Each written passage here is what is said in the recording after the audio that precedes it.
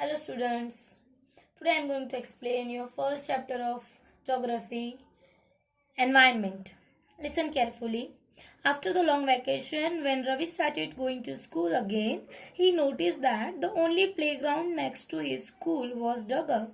People said that a huge building with many flats will be constructed there. Ravi was almost in tears when he realized that the big playground with its soft grass, marigolds, and butterflies is gone forever. He shared his feelings with his classmates in the assembly.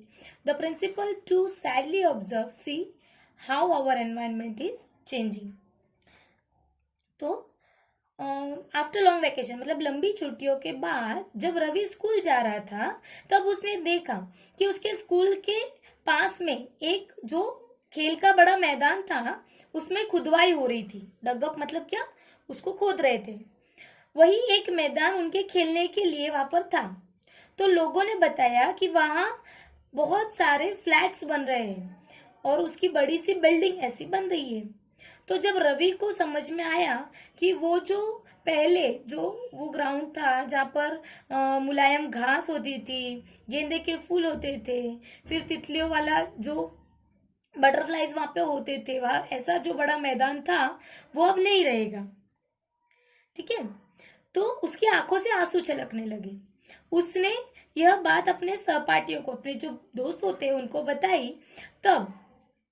और उसके अलावा जो सुबह जो assembly होती है उस assembly में उसने अपने प्रिंसिपल को भी ये बात बताई कि किस तरह से हमारा जो आसपास का एनवायरनमेंट है, जो पर्यावरण है, वो बदल रहा है। In the class, Ravi asked his teacher, "What is environment? Whatever you see in our surroundings," said the teacher. तो क्लास में पहुंचकर रवि ने अपने टीचर से पूछा कि पर्यावरण क्या होता है। तो टीचर ने कहा कि जो भी अपने आसपास हम देखते हैं, ठीक है, जो भी अपने आसपास हम देखते हैं उसको हम क्या कहते हैं, environment. Ravi thought aloud, that means the school building, tables, chairs in the classroom, even that open field, the road, the garbage, my friends, all are parts of our environment. तो रवि कहने लगा कि इसका मतलब ये है कि जो भी हमारी स्कूल बिल्डिंग है, फिर कुर्सी, फिर कक्षा में रहने वाली कुर्सियाँ, मेज, देन जो खुला मैदान है, फिर रास्ते, कूड़ा कचरा, ये मेरे दोस्त, क्या सभी ये पर्यावरण का एक पार्ट है? Then yes, said the teacher, but wait, some objects are created by nature. For example, mountains, rivers, trees, animals. Others are made by people. For example roads, cars, clothes, books. अब इसमें teacher ने ये कहा है कि ये जो environment के जो भी ये पार्ट्स है उसमें अलग अलग चीजें होती है। कुछ चीजें जो कुदरती होती है, मतलब क्रिएटेड बाय नेचर, जो हम लोगों को नेचर से मिलती है, और कुछ चीजें ऐसी जो इंसान बनाता है, that is made by people. Then now work in pairs, make a list with our classmates sitting next to you of the creations of nature and by human being. तो तुम लोगों को ये टास्क दिया हुआ है कि अभी तुम लोग बैठो और टीचर ने कहा कि तुम लोग बैठो और ये क्लासिफिकेशन करो अपने क्लासमेट के साथ कि कौन सी चीजें जो नेचर का क्रिएशन है, मतलब कुदरत ने बनाई है, और कौन सी चीजें जो इंसान ने बनाई है। Then Ravi, Paramjeet, Jesse, Mustafa, Asha were all excited about making the list. Why is our environment changing? Asked Iqbal. It's all because of our needs.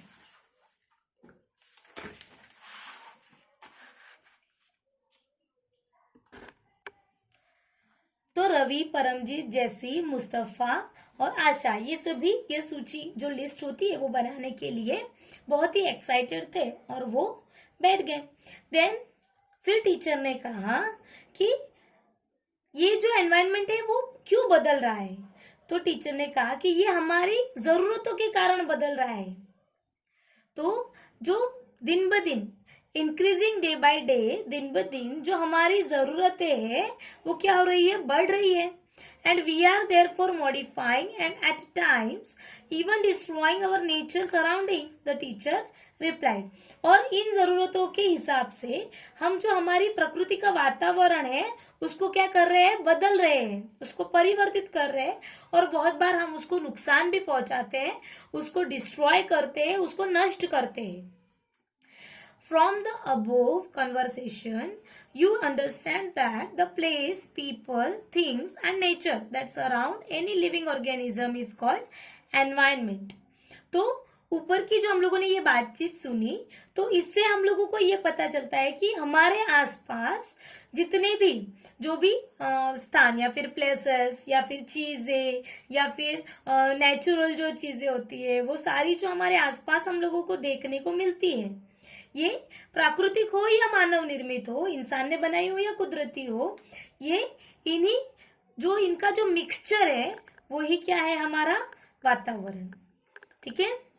It is combination of natural and human made phenomena. तो ये मानव निर्मित और कुदरती, इंसान ने बनाया और कुदरती, इन दोनों का क्या है, combination. While the natural environment refers to both biotic and abiotic condition existing on the earth. और उसके अलावा जो इसमें कॉम्बिनेशन में ही दो अलग अलग टाइप है, बायोटिक एंड एबायोटिक. बायोटिक जिसको हम कहते हैं सजीव, जिसमें जान होती है या फिर जो ग्रोथ होते हैं या जिनकी डेथ होती है, ऐसे. तो उसके एग्जांपल्स हम लोग कह सकते हैं कि प्लांट्स, एनिमल्स, है ना, वो सब क्या है, बायोटिक. एंड एबायोटिक मतलब ऐसी चीजें जिसमें जो निर्जीव होती है, जिसमें जान नहीं होती है. समझ में आया. देन जीवीय और अजीवीय भी उसको हम कह सकते हैं. Human environment reveals the activities, creations and increations among human beings. Then natural environment. Land, water, air, plants and animals comprise the natural environment. You are familiar with the meaning of lithosphere, hydrosphere, atmosphere and biosphere from your previous class. Last year तुम लोगों ने पढ़ा था 5th में कि पृथ्वी ही ऐसा एक ग्रह है जहां हम लोगों को सरवाइव करने के लिए ऐसा एनवायरनमेंट हम लोगों को मिला है, जिसमें lithosphere, hydrosphere, atmosphere and biosphere. Lithosphere मतलब sphere of earth, then hydrosphere sphere of water, atmosphere sphere of air. ये तीनों का कॉम्बिनेशन हम लोगों को बायोस्फेयर में देखने को मिलता है, और यही डोमेन्स जो अर्थ पे हम लोगों को देखने को मिलते हैं. Then lithosphere. Lithosphere is the solid crust or the hard top layer of the earth. जो अपने अर्थ का, पृथ्वी का जो ऊपरी हिस्सा है जहां हम रहते हैं, जमीन, उसको हम कहते हैं lithosphere. It is made up of rocks and minerals and covered by thin layer of soil. जो पत्थरों से बनी हुई है और जो उसका अपर लेयर है वो किससे, मिट्टी का बना हुआ है. It is an irregular surface with various landforms such as mountains. और ये जो डिस्ट्रीब्यूशन है लिथोस्फेयर का वो पूरा अनइवन है. कहीं पहाड़ है तो कहीं टेबल लैंड्स जिसको हम प्लेट्यूज कहते हैं, तो कहीं प्लेन्स, कहीं valleys. Then landforms are found over the continents and also on the ocean floor. और कई ओशंस हम लोगों को देखने को मिलते हैं. तो इस तरह से ये क्या है, अनइवन, हर जगह पे इसका जो डिस्ट्रीब्यूशन क्या है, अलग अलग. Lithosphere is the domain that provides us forest, grassland for grazing, land for irrigation, agriculture and human settlements. It is also a source of mineral wealth. और उसके अलावा हम लोगों को लिथोस्फेयर क्या क्या चीजें प्रोवाइड करता है, उससे हम लोगों को क्या क्या मिलता है. तो फॉरेस्ट जो घने जंगल होते हैं, फिर ग्रास लैंड्स फॉर ग्रेजिंग जो चरवाहे होते हैं, जो जानवरों को चराने के लिए, ग्रेजिंग मतलब चराना, तो उसके लिए जो ग्रास लैंड्स होते हैं. Then land for agriculture, for human settlement, और उसके अलावा इंसानों के लिए रहने के लिए जगह, और जो खेती हम लोग करते हैं उसके लिए. ये सब हम लोगों को हमारे अर्थ से मिलता है. Then the domain of water is referred to hydrosphere. Hydrosphere जो स्फेयर ऑफ वाटर है, it is comprises various source of water and different types of water bodies like rivers, lakes, seas, oceans etcetera. It is essential for all living organism.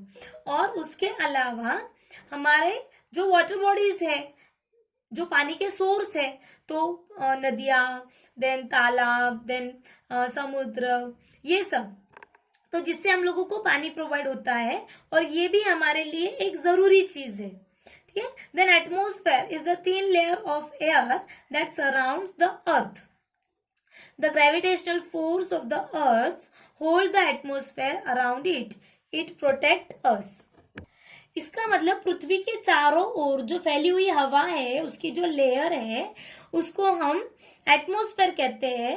तो और उसके अलावा जो गुरुत्वाकर्षण जिसको हम कहते हैं पृथ्वी का, और वो हमारे एनवायरनमेंट को क्या करता है, बैलेंस करता है ना. तो चारों ओर जो भी हम हवा देखते हैं, और सूरज की जो बहुत ज्यादा गर्मी होती है, उसको भी, जो हार्मफुल रेज होती है, उसको भी बैलेंस करने का काम ये जो हमारा एक तरह की ब्लैंकेट होती है एयर की, वो करती है. From the harmful rays and scorching heat of the sun, it consist of a number of gases, dust and water vapour. The changes in the atmosphere produce changes in the weather and climate. तो हमारा जो climate और weather, जो हमारा हवामान, तापमान जो होता है, उसको बैलेंस करने का काम ये जो एटमॉस्फेयर का जो लेयर है, कुछ हाइट तक ही ये होता है. तो जितनी ऊंचाई पे इसका जो फोर्स है वो कम होता है, और उसके बाद उतनी ही हीट अपर लेयर में ज्यादा होती है. बट हमारे सराउंडिंग में जितने हाइट्स पे हम लोग रहते हैं, उस सराउंडिंग में ये जो एटमॉस्फेयर होता है, ये पूरी तरह से हमारे सरवाइव करने के लिए ये सनरेज को, या फिर जो हार्मफुल सनरेज होती है, और उसके अलावा जो डस्ट, ये सबको बैलेंस करने का काम करता है. Then what is ecosystem?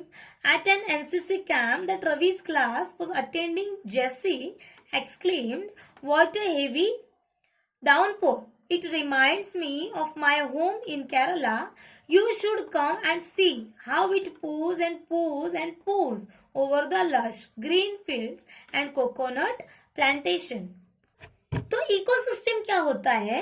तो रवि ने कहा कि जब वो एनसीसी कैंप में गया था, तो बहुत ज्यादा बारिश हो रही थी, और उससे उसे याद आया कि केरल का जो उसका घर है, वो उसे याद आया. तो तुम सबको आकर, वो रवि कहता है कि तुम सबको आकर देखना चाहिए कि कैसे हरे भरे खेत, फिर कोकोनट के जो नारियल के पेड़ होते हैं, उसके बागाने, देन तो ये सब हम लोगों को देखने को मिलता है ना. Then Heera from Jaisalmer exclaimed, "we get no rains."